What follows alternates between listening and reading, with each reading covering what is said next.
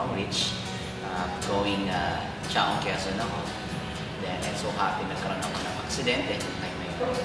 At yung aksidenteng yun, nagkaroon ako ng 3rd degree burn and 2nd degree burn. Then, nasunog yung aking mukha, then yung aking arm. Then after nung na-aksidente ako, hindi ako nagpadala sa hospital kasi para sa akin, nagtapos ako sa aking kurso pagdating sa natural medicine. So ayoko yung merong gagamot sa akin, maliban sa akin.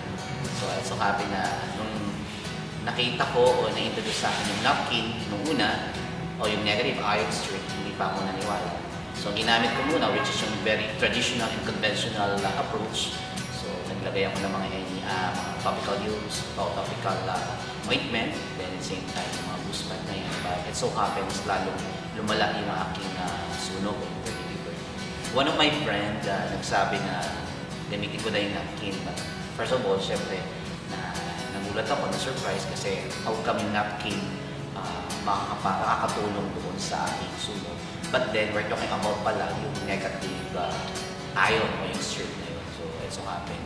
So, wala sino bang ayaw gumaling o sino bang ayaw mabilis yung recovery rate. So, ako ginamit ko yung napkin. So, instead of using boost pad, so napkin yung aking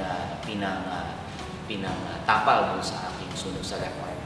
So, na-surprise ako after 15 days, parang talagang nakita ko yung kilos ng produkto na talagang it works talaga.